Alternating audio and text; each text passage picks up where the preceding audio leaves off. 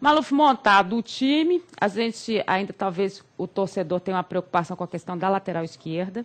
É uma preocupação do Atlético a lateral esquerda? Só tem o Leandro. Eu conversei com o Dorival assim, na representação. Dorival, com esse elenco que nem você imaginava, você tem diversas alternativas. Então você não precisa preocupar, nós não temos essa pressa de trazer esse lateral e esse outro jogador. Com esse grupo que você tem diversas alternativas e eu tenho certeza que nós temos condição de disputar as competições importantes. Mas nós estamos atentos. E se aparecer a possibilidade de trazer um grande lateral, nós vamos trazer. Você chegou a dizer essa semana que 2 outros nomes viriam só em caso de boas oportunidades, né? O Mancini foi uma boa oportunidade. Qual é a atual situação do Mancini? O torcedor está preocupado, porque daí o Mancini ainda não foi apresentado, e viajou para a Itália, e vem assinar o contrato depois. Qual é a real situação do Mancini? É a gente ter o pé no chão. O Mancini sentou com a gente, nós acertamos, e ele não tinha ainda a rescisão com a Inter de Milão. Que é quem detém os direitos dele, apesar dele ter estado no Milan. Ele tem uma verba para acertar na rescisão dele.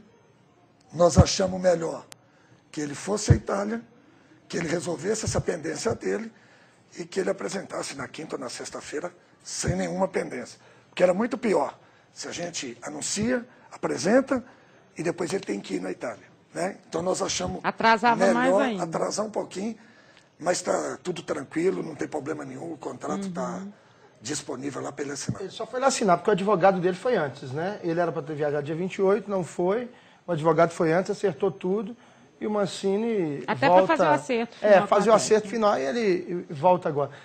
Qual o jogador, Maluf, que você tentou contratar e não conseguiu e você queria ter no Atlético para esse ano? Olha, o jogador... Não foi o Ronaldo Gaúcho, né? E que, no primeiro momento, ficou aquele sentimento de não ter dado certo, era o Richarlison. Eu acho que o Richarlison é um jogador que tem a cara do Atlético, é um jogador espetacular, raçudo, e que é o jogador que o Dorival queria. E, num primeiro momento, eu achei que a gente não conseguiria. E, por incrível que pareça, todos os outros que nós tentamos, nós conseguimos. Do grupo que está para sair, Maluf, quais serão os critérios utilizados para a dispensa? É claro que tem o critério técnico, imagino, mas além disso, será considerado, por exemplo, um custo-benefício, um jogador que não está rendendo aquilo que se esperava depois de tudo que foi investido nele? Vai ter esse tipo de... Olha só, quando você quer montar um time para brigar por títulos, um elenco competitivo, se você começar a olhar o que você gastou para não tirar, você não mantém. A primeira análise que nós fizemos são dos jogadores que interessam ao Dorival e que faz parte de estar dentro de um grupo que ele escolheu. Daquele perfil que ele falou. Daquele perfil que ele falou. Esse foi o primeiro.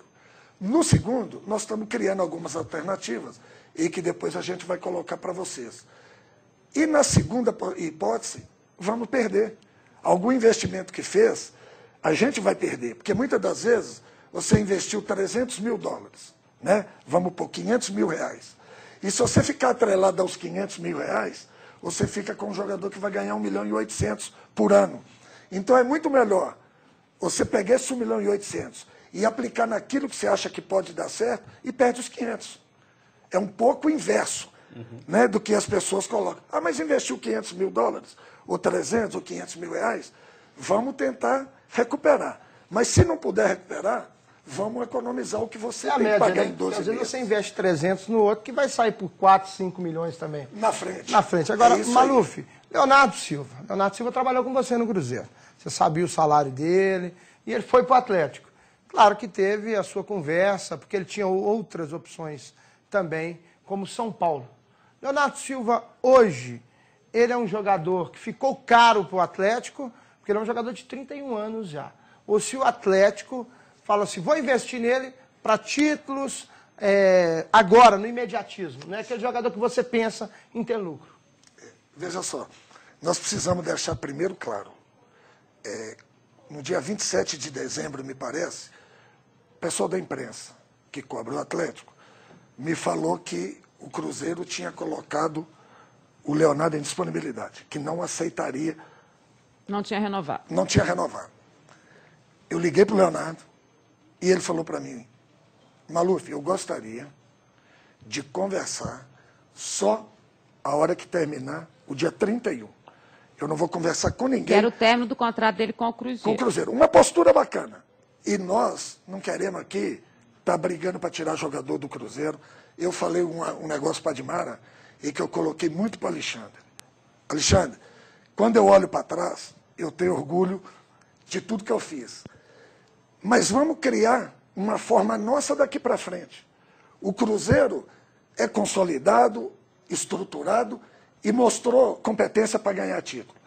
Vamos esquecer o Cruzeiro e vamos montar a nossa administração, a nossa forma de trabalhar e também vamos ser vitoriosos.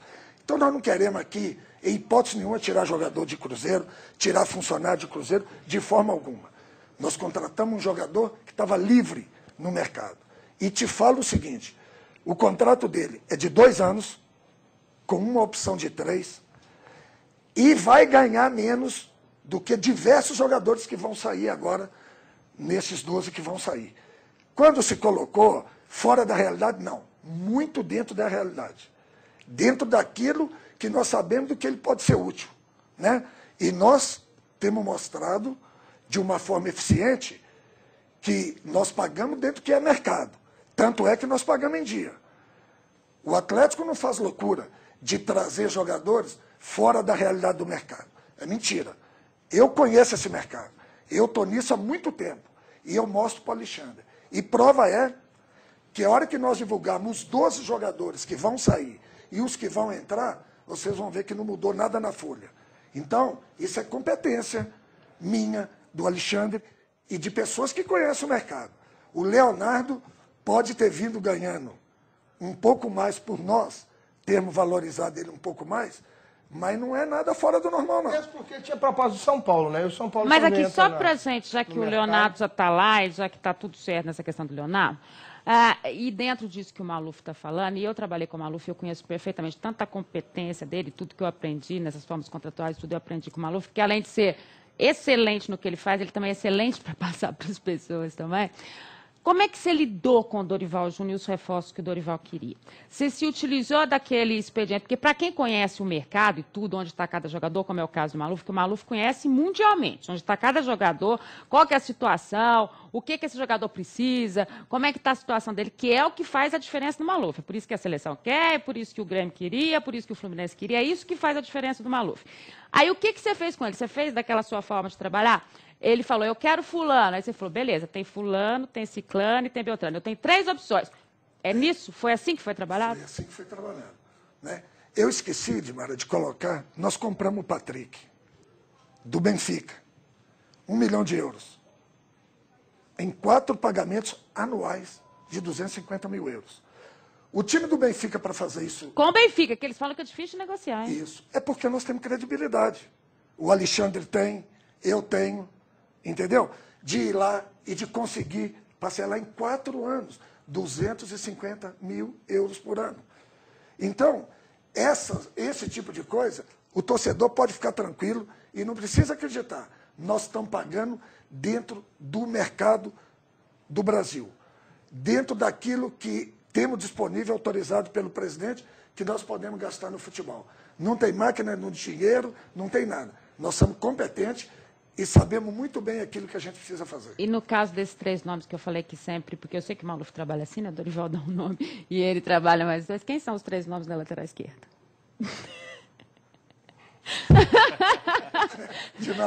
Ele não vai falar, né, galera? Sabe, o que acontece é o seguinte, falaram no Júnior César. É verdade, é um dos nomes dele esteve aqui com você, né? que nos interessa. O Fábio Santos seria um dos nomes também? Foi oferecido, né? São jogadores que não são baratos, né? E a primeira hipótese nossa, e que todo mundo colocou, era o Júnior César, e que vem de contusão, vem de uma cirurgia. Essa é a dúvida? Não, o Alexandre tem um relacionamento muito bom com o presidente do São Paulo, eu também tenho, e o jogador que nós estamos contratando era o Juan. Sentamos com o procurador Era o Juan dele, mesmo. Então. Era o Juan. E só que a proposta do São Paulo era muito maior que a nossa. E a gente não tinha como cobrir. E se o Juan fosse para o São Paulo, existia a possibilidade do Júnior César vir para o Atlético.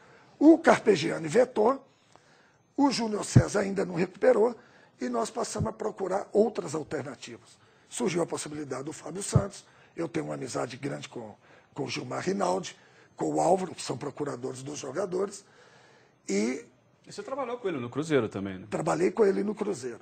E acho que vale a pena a gente esperar. O Dorival está tranquilo, nós temos o Leandro, que terminou o ano bem, e acho que com esse elenco dá para o Dorival dar uma arrancada e a gente ter a possibilidade de esperar um nome bom. Fabinho, como é que está a situação? Não teve. Olha, eu tenho maior respeito pelo Fabinho, eu acho o Fabinho bom profissional, bom jogador, tive a oportunidade de conviver com ele, mas dentro da composição do elenco, não é o perfil do jogador do volante que o Dorival quer. Quando você diz que o Dorival ainda quer um jogador de meio campo, é um jogador o quê? Outro volante? Ou ele vai deixar um espaçozinho aí para o meio do ano, quem sabe, trazer um jogador mais experiente, mais qualificado? Todo treinador gosta de trabalhar com 23. O Dorival gosta de 28, de 30. E se chegar para ele, o Dorival é engraçado, e se chegar para ele e falar, olha, hoje eu vou apresentar o Serginho para você, um jogador que quer vir. É bom jogador, maluco. Mas aonde que nós arrumamos? É gozado. Eu brinco muito com ele e o Alexandre fala, Maluf, fala com o Dorival que eu não estou aguentando ele mais não. Nós damos tudo que ele quer, mas ele ainda quer mais um pouquinho mais. Ele falou que quer um jogador de Mas o Dorival gosta de jogador, ele não quer contratações, assim, de vulto, de nada. Ele quer um jogador... Táticos, dentro da tática dele. Isso mesmo. Um jogador tático para alguma situação de jogo que ele acha que ele ainda não tem.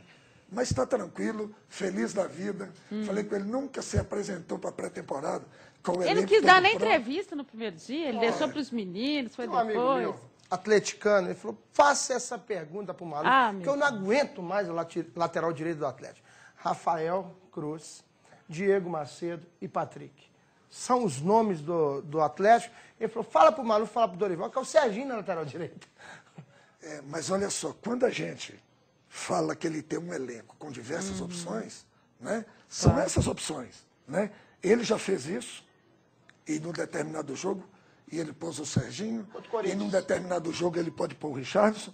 Isso tudo é função do Dorival, né? Não, claro, são opções, nós estamos colocando que a gente está opções, né?